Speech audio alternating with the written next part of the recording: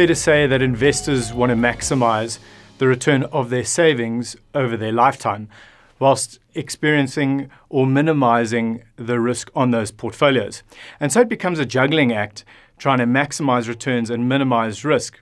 And this process involves creating a portfolio that includes a number of different asset classes: equities, bonds, property and cash, and offshore equities, bonds, property and cash. And the key is not to include so many risky assets that the investor experiences volatility when markets go through times of volatility, that the investor is inclined to want to sell assets at the very wrong time or deviate from a longer term strategy. The idea is that when markets go through very volatile times, that the investor continues to experience that volatility and not deviate from the longer term strategy. And the key here is to determine the optimal strategic asset allocation, or that optimal strategy for the investor.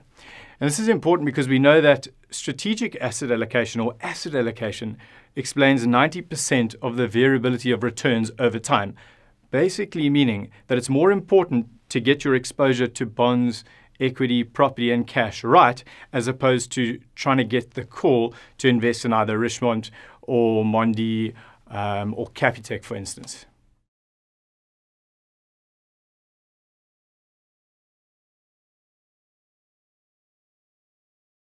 So the key here is to ensure that one's or an investor's capacity for risk is assessed. And that is done in three ways. One can determine the capacity for loss, the need for risk, and the propensity for risk. The capacity for risk, or the capacity for loss, is almost a theoretical exercise which one would undertake on an investor. And that would be the maximum drawdown on a particular strategy that an investor could withstand. So as an example, if a client has 100 Rand and markets went through a particularly volatile patch and lost 30% of his or her asset value, would that investor be able to meet his or her longer-term investment objectives? As I said, it's a theoretical exercise. The need for risk is another theoretical exercise which works out the optimal return, or the ideal return required for an investor to achieve his or her longer-term investment goals.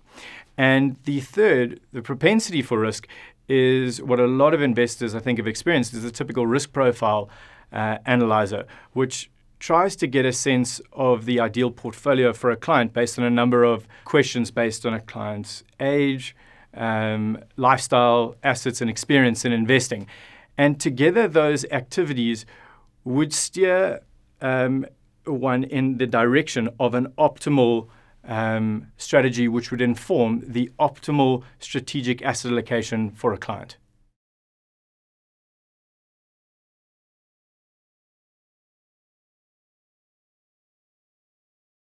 Periodic rebalancing could take place from time to time for investors who are either before retirement or who are during retirement. And what this means is that ideally an investor wants to stick to that longer term strategic asset allocation, but from time to time an investor might want to either underweight or overweight their exposure to a particular asset class.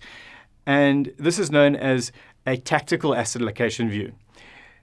Equities become more cheap and more expensive at various points in time. An investor, because of these mispricing opportunities, may want to reduce their exposure relative to their longer-term strategic benchmark, or overweight their exposure when they think markets are cheaper than what the general market might feel they are.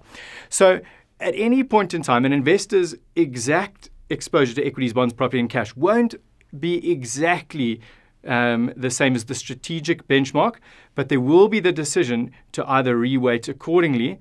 And then I think when investors are in the retirement stage, there's obviously a need for income, and there will be a rebalancing from risky assets, equities and listed property, into income-producing assets, typically cash and bonds. So there will be the natural progression of rebalancing that takes place. And even in the build-up to retirement, there could be opportunities to take profit and rebalance to increase the base cost of assets as investors scoop up profits and use their annual capital gains tax exemption.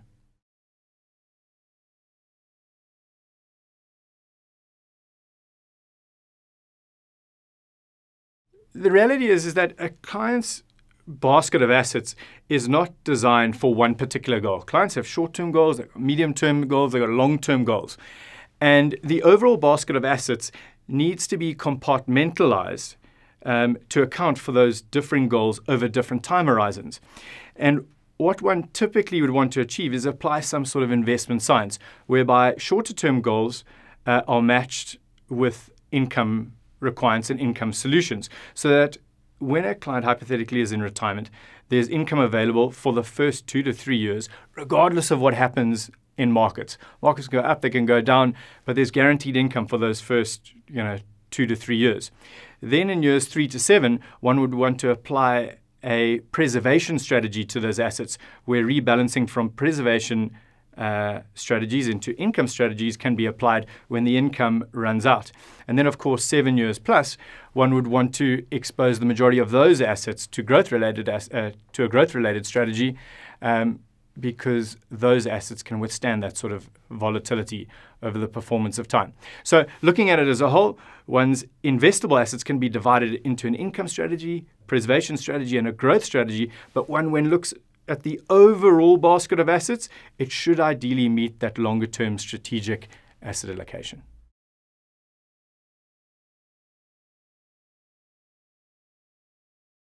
It's crucial to have a wealth management plan in place, because inevitably markets are going to go through corrections. We're going to have another, hopefully not subprime crisis, but we will experience either banking crises, geopolitical crises, which affect asset prices. And it's at times like these when asset prices reprice and paper losses are disclosed, and many investors feel panicky in those sorts of situations. But those are typically the wrong time to sell assets. They lock in losses, they destroy wealth over the longer run.